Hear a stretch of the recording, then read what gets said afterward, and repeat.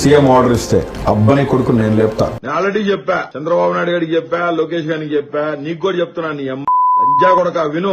జగన్మోహన్ రెడ్డి జోలికి వస్తే ఏ నా కొడుకు చంద్రబాబు నాయుడైనా, వాడమ్మ నా కొడుకు, వాడయ్య ఖర్జూర్ నాయుడైనా, లోకేష్ గాడైనా, నా కొడకల్లారా రాత రాసిన భగవంతుడు కూడా మిమ్మల్ని కాపాడలేడు. రాసి పెట్టుకోండి లంజా కొడకల్లారా. హాయ్ ఫ్రెండ్స్, నేను మీ చరణ్. మీరు చూస్తున్నారు రస్టిక్ టాక్స్ విత్ చరణ్. చాలామంది మన వీడియోస్ని సబ్స్క్రైబ్ చేయకుండానే చూస్తున్నారు. ప్లీజ్ దయచేసి సబ్స్క్రైబ్ చేయండి. Thank you. Let's get in to the video. So మీరు ఇప్పుడు ఒక వీడియో చూసారు కదా. ఈ వీడియోలో ఉన్న వ్యక్తి ఎవరో, ఆయన ఏం చేశాడో అదంతా పక్కన పెడదాం. అసలు ఆయన మాట్లాడిన భాష మన ఇంట్లో కుటుంబంతో కలిసి కూర్చొని మనం చూడగలమా? లేదు కదా. అప్పుడు ఖచ్చితంగా ఆయన దేని గురించి మాట్లాడాడో, ఎవరిని దూషించాడో అది ఖచ్చితంగా తప్పే. అది మనలో ఇంగిత జ్ఞానం ఉన్న ఎవరికైనా అర్థమవుతుంది. అలాంటి భాష అనేది ఆమోదయోగ్యం కాదు. మరి అలాంటప్పుడు వీళ్ళందరూ ఇలాంటి భాష ఎందుకు మాట్లాడుతున్నారు? ఈయన ఒక్కడి గురించే చెప్పట్లేదు. ఇలాంటి భాష మాట్లాడే వాళ్ళు చాలామంది ఉన్నారు మన ఆంధ్ర రాష్ట్రంలో. సో వీళ్ళంతా అధికారంలో ఉన్నప్పుడు ఆ నాయకుడిని మెప్పు పొందొచ్చు, అధికారంలో ఉన్నప్పుడు ఏదో పలానా వాళ్ళని తిట్టేస్తే మనం పైకి వెళ్ళొచ్చు అనుకొని మాట్లాడిన వాళ్ళే.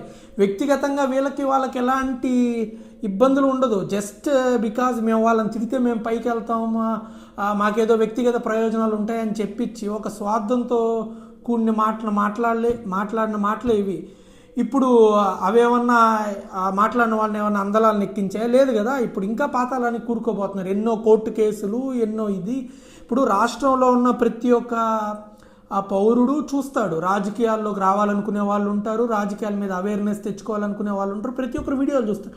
చూసినప్పుడు మీరు అమ్మని తిడుతుంటే, తల్లిని తిడుతుంటే, మీరు అక్కని తిడుతుంటే, చెల్లిని తిడుతుంటే, అసలు ఆ యంగ్ మైండ్స్ పైన మీరు ఎలాంటి ఇంపాక్ట్ క్రియేట్ చేయాలనుకుంటున్నారు? ఇష్టం వచ్చినట్టు పాలసీల మీద మాట్లాడండి. ఇప్పుడు మీకు ఒక రాజకీయ నాయకుడు నచ్చలేదు, మీరు ఆయన పాలసీల గురించి మాట్లాడండి. ఆయనకి నెక్స్ట్ టైం ఎలక్షన్లో ఓట్లు ఎలా పడకూడదో దాని గురించి ఆలోచించి మీరు ఇప్పుడు ఆ పాలసీలని ప్రజల్లోకి తీసుకెళ్తేనే కదా మీకు ఓట్లు పడతాయా లేదనేది. మీరు అలాంటిదేం ఆలోచించకుండా మీరు వ్యక్తిగత దూషణలు చేస్తే అది చివరికి ఇలాగే దారితీస్తుంది. సరే, ఇప్పుడు మీరు ఏ నాయకుడు మెప్పు కోసం ఆలోచించి ఇదంతా చేశారో, చివరికి ఆ నాయకుడి కార్యాలయం ముందు కూర్చొని ధర్నాకు దిగాల్సిన పరిస్థితి ఏర్పడింది కదా.